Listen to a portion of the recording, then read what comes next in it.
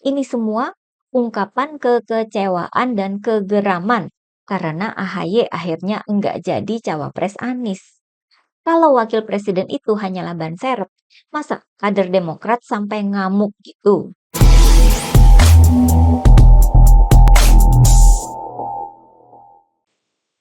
Hai guys, jumpa lagi kita untuk mengulik dunia politik dengan awas, waras, dan cerdas. Andi Arief, dari dulu itu sepertinya diberi tugas untuk mengeluarkan pernyataan-pernyataan yang keras ya, sehingga ada kesan preman yang terlihat, walaupun sebenarnya Andi Arief ini merupakan aktivis dan politisi senior. Kurang lebih kayak Bang Adian Napitupulu ya, kelihatan sangar gitu. Cuman bedanya kalau Bang Adian, nah itu kan hanya cara ngomongnya saja yang keras, blak-blakan, dan kerap menskakmat lawan bicaranya dengan logika dan fakta tentunya. Kalau Andi Arief sih lebih terkesan keras ya, terlalu berani sampai membabi buta. Sampai sering dikasih komentar miring sama para netizen, diingatkan soal kasus narkoba yang dulu itu ya. Nah, hanya Andi Arief yang bisa menciptakan istilah Jenderal Kardus yang waktu itu ditujukan ke Prabowo, yang kemudian diakuinya sebagai atas perintah partai. Andi Arief juga dikenal dengan hoaks 7 kontainer suara tercoblos, walaupun dia berdalih bahwa cuitan itu untuk meminta pengecekan. Namun tetap saja menurut Kominfo waktu itu, Andi Arief bisa kena pasal pidana. Jadi Andi Arief ini kayak jubir, juru bicara, yang khusus memberi pernyataan-pernyataan keras, mengejutkan, dan kontroversial gitu ya. Kembali ke saat ini, Andi Arief kembali mengeluarkan pernyataan di media sosial. Pernyataan yang dimaksud untuk mendapatkan perhatian publik.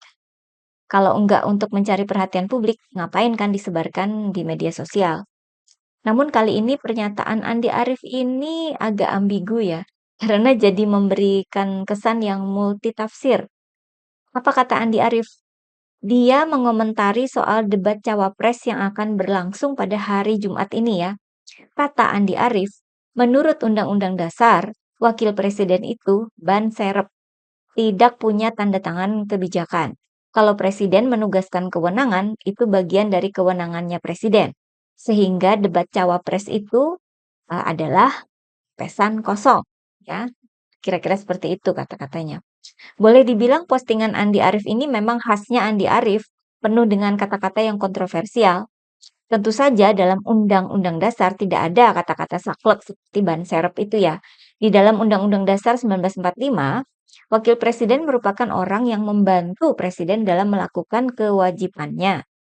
Sementara yang memegang kekuasaan pemerintahan menurut Undang-Undang Dasar adalah Presiden Republik Indonesia. Penyebutan wakil presiden sebagai ban serep itu kan hanya dari Andi Arief. Dan bahwa karena itu kemudian Andi Arief menyebut debat cawapres itu hanyalah seperti pepesan kosong, itu merupakan pemahaman pribadi dari Andi Arief sendiri. Tentu saja pernyataan Andi Arief ini dibantah oleh kubu Capres nomor 1 dan nomor 3. Karena Andi Arief kan dari kubu Capres nomor 2. Kalau Caimin itu memberikan bantahan dengan menyebut bahwa dia dan capresnya merupakan pasangan duit tunggal yang punya tanggung jawab bersama. Sedangkan dari kubu Ganjar, Mbak Yeni Wahid menyatakan bahwa wakil presiden diharapkan bisa berkontribusi dan menjadi partnernya presiden. Sehingga ban serep itu jadi ungkapan yang tidak tepat ya. Apalagi cawapresnya Pak Ganjar itu kan Pak Mahfud MD yang punya pengalaman lengkap di legislatif, eksekutif, dan yudikatif. Orangnya energik, tegas, dan jernih dalam melihat berbagai persoalan. Pak Mahfud menjadi daya tarik tersendiri bagi para calon pemilih, ya kan? Dalam debat capres perdana, kemarin-kemarin itu ya nama Pak Mahfud beberapa kali disebut oleh Pak Ganjar. Sementara capres lain tidak ada yang menyebut nama cawapresnya. Dengan kata lain, Pak Ganjar sudah menunjukkan bahwa beliau dan Pak Mahfud merupakan partner dalam Pilpres 2024. Sama persis seperti yang tadi disebut oleh Mbak Yeni Wahid. Nah, saya kira sampai di sini kita tidak setuju dengan Andi Arief yang menyebut wakil presiden hanya seperti ban serep. Tapi yang menjadi pertanyaan besar di benak saya adalah apa tujuan Andi Arief sebenarnya dengan mengeluarkan pernyataan itu? Pernyataan itu kan untuk melemahkan posisi seorang cawapres. Mengapa Andi Arief mau melemahkan arti seorang cawapres? Di sini yang tadi saya bilang ambigu ya. Padahal kan apa-apa yang dinyatakan Andi Arief di depan publik pasti berdasarkan persetujuan partainya, Partai Demokrat. Oke, ada dua dugaan ya. Dugaan pertama bahwa pernyataan ini untuk menutupi atau mengakomodasi jika nanti dalam debat cawapres Gibran gagal, entah karena blunder atau tidak bisa menjawab pertanyaan dengan benar. Artinya, dari sebelum debat dimulai, posisi cawapres itu sudah dilemahkan dengan harapan bahwa publik akan memaafkan jika nanti Gibran gagal dalam debat. Bisa jadi sih ya. Tapi dugaan ini mengandung kontradiksi dengan apa yang selama ini diperjuangkan oleh Partai Demokrat. Selama ini kan sudah jelas ya bahwa Partai Demokrat itu maunya AHY yang dijadikan cawapres. Khususnya di koalisi perubahan dulu itu ya, yang sekarang sudah bubar. Waktu itu kan tersisa AHY yang bisa dipilih Anies untuk jadi cawapres. Bahkan katanya sudah dijanjikan jadi cawapres Anies sejak awal 2023. Ketika Anies akhirnya memilih untuk bersatu dengan Caimin, kan kader-kader Demokrat pada ngamuk. Gambar Anies di spanduk dan baliho itu kan sampai dirobek-robekin. Ini terjadi di mana-mana loh. Di Depok, di Bogor, di Cirebon, di Tasikmalaya, di Bandung, di Lampung, dan lain sebagainya. Ini semua ungkapan kekecewaan dan kegeraman karena AHY akhirnya enggak jadi cawapres Anies. Kalau wakil presiden itu hanyalah ban serep, masa kader Demokrat sampai ngamuk gitu? Hayo, Andi Arief apa pura-pura lupa? Kemudian fakta lainnya adalah di baliho-baliho Partai Demokrat yang tersebar di berbagai lokasi saat ini, yang ada hanya foto Prabowo dan AHY, tanpa ada foto Gibran. Kesannya kan masih ada keinginan dari AHY untuk jadi cawapres.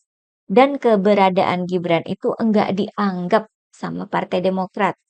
Artinya, posisi cawapres itu sangat berarti dong buat Demokrat, bukan hanya sebagai ban serep, kayak kata Andi Arief.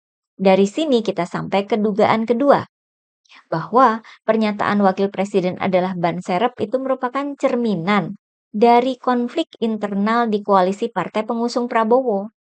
Andi Arief berupaya melemahkan posisi wakil presiden untuk menunjukkan bahwa kualitas Gibran itu rendah dibandingkan dengan AHY tentunya. Bahwa debat cawapres disebut Andi Arief sebagai pepesan kosong karena yang ikut debat dari kubu Prabowo adalah Gibran, bukan AHY.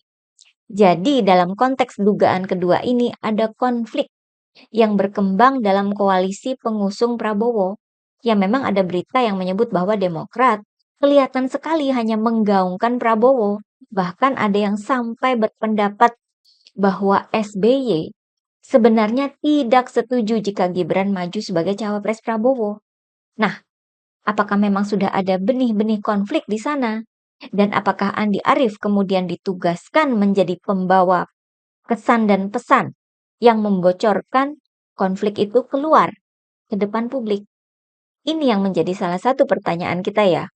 Atau apakah Andi Arief ini lagi ceroboh dalam menata kata?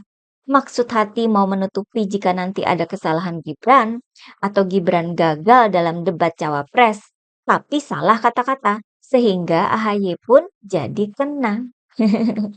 Kalau dari saya sih, saya cenderung memilih dugaan adanya konflik internal dalam koalisi partai pengusung Prabowo. Konflik ini bermuara pada ketidakyakinan partai atau partai-partai itu terhadap kemampuan Gibran sendiri. Kan banyak beredar video-video blunder Gibran ketika bertemu dengan warga. Misalnya, ditanya solusi untuk mendapatkan lowongan pekerjaan. Gibran malah menyuruh jadi pengusaha saja kayak dia. Seakan jadi pengusaha itu gampang dan bisa dilakukan hanya dalam waktu singkat. Pihak AHY mesti pada gemes ya melihat video-video blunder Gibran yang tersebar di medsos itu ya. Dan akhirnya konflik itu pun diproyeksikan ke dalam postingan Andi Arief. Wah, jadi bocor-bocor nih.